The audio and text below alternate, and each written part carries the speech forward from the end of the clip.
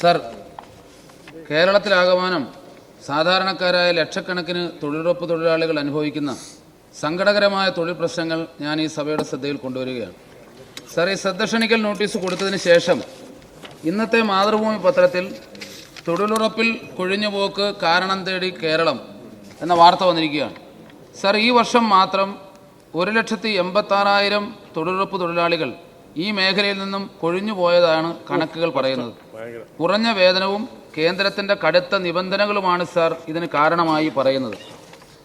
Sir, മൺമറഞ്ഞ ഇന്ത്യയുടെ പ്രധാനമന്ത്രി ശ്രീ മൻമോഹൻ സിംഗ് പാവങ്ങളുടെ സാമ്പത്തിക ഉന്നമനം ലക്ഷ്യമാക്കി ആരംഭിച്ച സമാനതകളില്ലാത്ത ദൈവത്തിൻ്റെ സ്വന്തം പദ്ധതി എന്ന് വിശേഷിപ്പിച്ചാൽ അതിശയോക്തിയില്ലാത്ത തൊഴിലുറപ്പ് പദ്ധതിയിൽ ലക്ഷക്കണക്കിന് ആളുകളാണ് തൊഴിലെടുത്ത് ജീവിക്കുന്നത്. സർ, കാടും പടർപ്പും ചപ്പും ചവറും മറ്റും നിറഞ്ഞ പറമ്പുകളും വഴിയോരങ്ങളും തോടുകളുടെയും ആറുകളുടെയും സൈഡുകൾ വൃത്തിയാക്കുകയും മറ്റ് അപകടകരമായ സ്ഥലങ്ങളിൽ തൊഴിലെടുക്കുന്ന തൊഴിലാളികൾ പാമ്പുകടി ഏറ്റു മരിക്കുന്നതും മറ്റു വിഷജന്തുക്കൾ കടന്നലാക്രമണങ്ങൾ കൂടാതെ അപകടങ്ങളിൽപ്പെട്ടും കുഴഞ്ഞു വീണു മരിക്കുന്നതും പരിക്കു പറ്റുന്നതും നിത്യസംഭവമായി മാറിയിരിക്കുകയാണ്. സർ, ഇങ്ങനെയുള്ളവർക്ക് ഇപ്പോൾ ലഭിക്കുന്നത് മരണമടയുന്ന തൊഴിലാളികളുടെ ആശ്രിതർക്ക് വെറും 75,000 രൂപയും ഗുരുതരമായി പരിക്കു പറ്റുന്നവർക്ക് വെറും 30,000 രൂപയുമാണ്. സർ, അപകടം മൂലം മരണം സംഭവിക്കുന്നവർക്ക് ഇപ്പോൾ തന്നെ അല്ലാതെ തന്നെ മുഖ്യമന്ത്രിയുടെ ദുരിതാശ്വാസ നിധിയിൽ നിന്നും എല്ലാവർക്കും കുറഞ്ഞത് 1 ലക്ഷം രൂപ ലഭിക്കുന്നുണ്ട്. സർ, ഈ സാഹചര്യത്തിൽ തൊഴിലിടത്തിൽ മരണപ്പെടുന്ന തൊഴിലാളികളുടെ ആശ്രിതർക്ക് ധനസഹായം 10 ലക്ഷമായി ഉയർത്തണം. സർ, ഗുരുതരമായി പരിക്കു പറ്റുന്നവർക്ക് 30,000 രൂപ എന്നുള്ള ധനസഹായം അത് 1 ലക്ഷം രൂപയായി ഉയർത്തണം. സർ, ഈ മേഖലയിൽ പണിയെടുക്കുന്ന കൂടുതൽ പേരും പ്രായമുള്ളവരും നിരവധിയായ അസുഖങ്ങളും ശാരീരിക ബുദ്ധിമുട്ട് അനുഭവിക്കുന്നവരുമാണ്. അതുകൊണ്ട് തന്നെ അപകട മരണങ്ങളും സ്വാഭാവിക മരണങ്ങളും സംഭവിക്കാൻ സാധ്യത കൂടുതലാണ്. സർ, കേരളത്തിലാകമാനം 25 ലക്ഷത്തിൽ പരം തൊഴിലാളികളാണ് തൊഴിലുറപ്പ് പദ്ധതി മൂലം ഉപജീവനം നടത്തുന്നത്. നിത്യവൃത്തിക്ക് നിർവാഹമില്ലാത്തവരും നിരാലംബരും നിരാശ്രയരും നിരവധി രോഗികളുമാണ് ഇവരിൽ പലരും. ഇവരുടെ ക്ഷേമത്തിനായി തൊഴിലുറപ്പ് തൊഴിലാളി ക്ഷേമനിധി ബോർഡ് രൂപീകരിക്കുമെന്ന് സർക്കാർ പറഞ്ഞെങ്കിലും നാളിതുവരെയും അത് നടപ്പിലാക്കിയിട്ടില്ല. തൊഴിൽ സുരക്ഷയ്ക്കായി ഇവർക്ക് gumboot, gloves, first aid box എന്നീ സുരക്ഷാ ഉപകരണങ്ങൾ നൽകണമെന്ന് സർക്കാരിൻ്റെ ഉത്തരവുണ്ട്. സർ, ഒരു വർഷം പഞ്ചായത്തിന് 75,000 രൂപ ചെലവാക്കാൻ സർക്കാർ പറയുന്നുമുണ്ട്. 100 കണക്കിന് തൊഴിലാളികളുള്ള ഈ മേഖലയിൽ ഓരോ പഞ്ചായത്തിലും ഈ തുകയ്ക്ക് എത്ര എണ്ണം വാങ്ങാൻ കഴിയും? സർ, ഇത് വാങ്ങുന്നുണ്ടോ, തൊഴിലിടങ്ങളിൽ കൃത്യമായി ഉപയോഗിക്കുന്നുണ്ടോ എന്ന് സർക്കാർ പരിശോധിക്കുന്നുണ്ടോ? പരിശോധിച്ച് ഉറപ്പുവരുത്തണം. സർ, പെരുമഴയത്തും പൊരുവെയിലത്തും പണിയെടുക്കുന്ന ഇവർക്ക് ഇപ്പോഴും ലഭിക്കുന്നത് 346 രൂപ കൂലി മാത്രമാണ്. സർ, ഇപ്പോഴുള്ള ജീവിത ചെലവുകൾ വെച്ച് നോക്കുമ്പോൾ ഇത് വളരെ പരിമിതമാണ്. സർ, ഈ കൂലി വർദ്ധിപ്പിക്കണം. തൊഴിലുറപ്പ് തൊഴിലാളികൾക്ക് 2021 വരെ ഉപകരണങ്ങൾ വാങ്ങുന്നതിന് മൺവെട്ടി, മൺകോരി, കൂന്താലി തുടങ്ങിയവർക്ക് മെയിൻ്റനൻസ് ഇനത്തിൽ 10 രൂപ നൽകുമായിരുന്നു. സർ, ഇപ്പോൾ അത് ലഭിക്കുന്നില്ല. മാത്രവുമല്ല, ഇവരുടെ ഹാജർ സംബന്ധിച്ച് national mobile monitoring system NMMS അതിനെ സംബന്ധിച്ച് പല പരാതികളുമുണ്ട്. സർ, പല സ്ഥലങ്ങളിലും പണിയെടുക്കുന്ന തൊഴിലാളികൾ ഒരു കേന്ദ്രത്തിൽ വന്ന് രാവിലെയും വൈകുന്നേരവും രജിസ്റ്റർ ചെയ്യണം എന്നുള്ളത് തൊഴിലാളികളുടെ ഇടയിൽ വലിയ ബുദ്ധിമുട്ടുണ്ടാക്കുകയാണ്. സർ, ഇത് തൊഴിലിടത്തിൽ തന്നെ ഈ ഹാജർ രജിസ്റ്റർ ചെയ്യുന്നതിനുള്ള ഒരു ഏർപ്പാടുണ്ടാക്കണം. സർ, തൊഴിലുറപ്പ് തൊഴിലാളികൾക്ക് നിലവിൽ ESI, PF ആനുകൂല്യങ്ങൾ ലഭിക്കുന്നില്ല. അത് ലഭിക്കുന്നതിന് സംസ്ഥാന സർക്കാർ കേന്ദ്രത്തിനോട് ശുപാർശ ചെയ്യണം.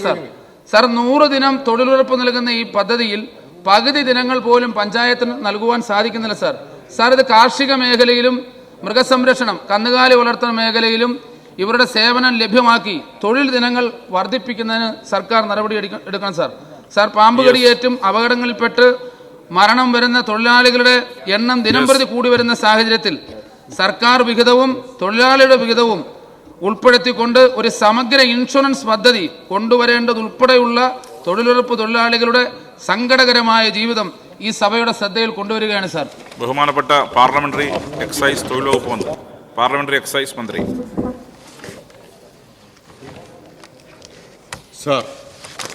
മഹാത്മാഗാന്ധി ഗ്രാമീണ തൊഴിലുറപ്പ് പദ്ധതിയുടെ ഭാഗമായി അപകടകരമായ സാഹചര്യങ്ങളിൽ ജോലി ചെയ്യേണ്ടി വരുന്ന തൊഴിലാളികൾക്ക് ആവശ്യമായ സുരക്ഷാ ഉപകരണങ്ങളും മറ്റും ലഭ്യമാക്കുന്നു എന്ന് ഉറപ്പുവരുത്തുന്നതിന് സർക്കാർ മിഷൻ ഡയറക്ടർക്കും തദ്ദേശ സ്വയംഭരണ സ്ഥാപനങ്ങൾക്കും നിർദ്ദേശം നൽകിയിട്ടുണ്ട്.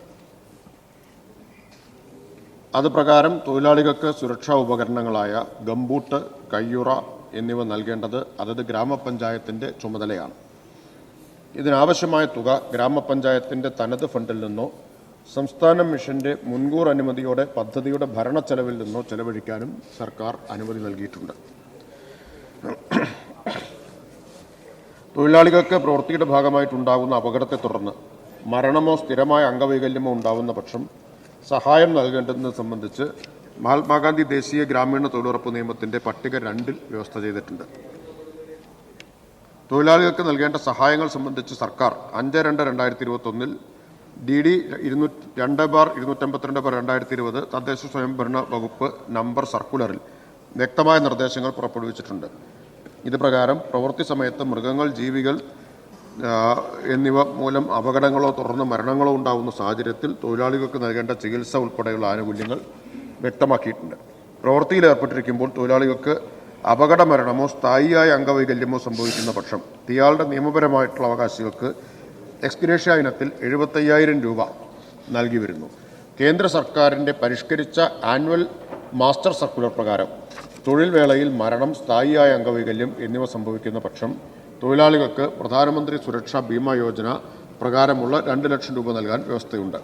തൊഴിലാളികളുടെ നിലവിലെ എക്സ്ഗ്രേഷ്യ നിരക്ക് തത്തുല്യമായി വർദ്ധിപ്പിക്കുന്ന വിഷയം സർക്കാർ പരിഗണനയിലാണ്. തൊഴിലിൽ ഏർപ്പെട്ടയാളോടൊപ്പം പ്രവൃത്തി സ്ഥലത്ത് വരുന്ന കുട്ടികൾക്ക് മരണമോ സ്ഥായിയായ അംഗവൈകല്യമോ ഉണ്ടാകുന്ന പക്ഷം 37,500 രൂപ നൽകുന്നതിനും നിലവിൽ വ്യവസ്ഥയുണ്ട്. തൊഴിലാളിക്ക് അവരുടെ മറ്റ് അർഹതകളുടെ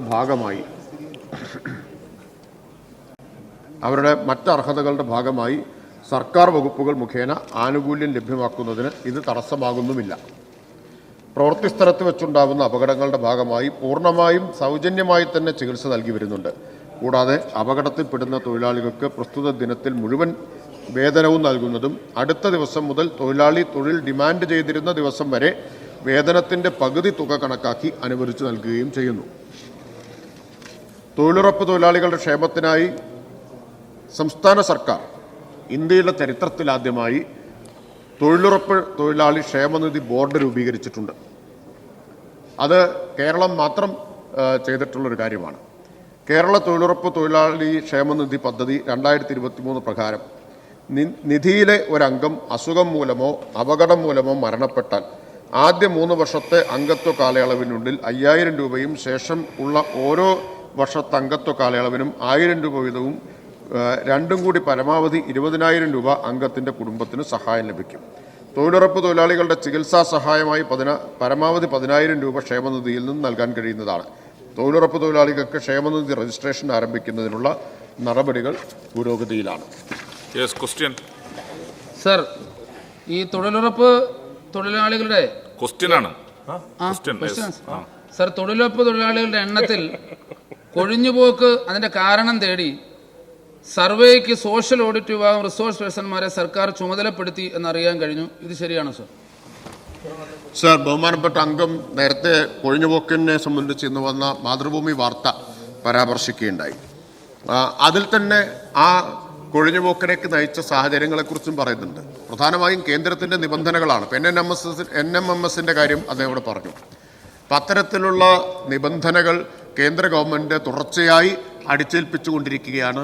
ആ നിബന്ധനകൾ കടുപ്പിക്കുന്നതിൻ്റെ ഉദ്ദേശം തൊഴിലുറപ്പിനെ തന്നെ പരിമിതപ്പെടുത്തുക എന്നതാണ്.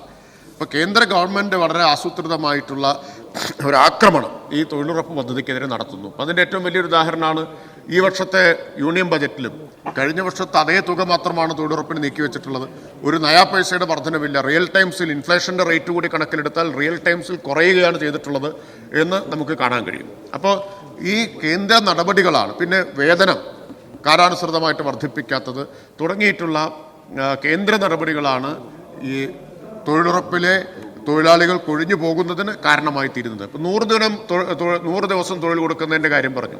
സർ, ഇന്ത്യയിൽ ഏറ്റവും കൂടുതൽ 100 ദിവസം തൊഴിൽ കൊടുത്ത സംസ്ഥാനങ്ങളിൽ മുൻനിരയിലാണ് കേരളം. 1ാമതോ 2ാമതോ ആണ് കേരളം. ഇതിൽ മാത്രമല്ല, തൊഴിലുറപ്പിൻ്റെ 9 സൂചികകൾ എടുത്താൽ, പ്രവർത്തന മികവിൻ്റെ 9 സൂചികകൾ എടുത്താൽ 4ലും കേരളം ഇന്ത്യയിൽ 1ാമതാണ്, 5 എണ്ണത്തിൽ ഇന്ത്യയിൽ 2ാമതുമാണ്.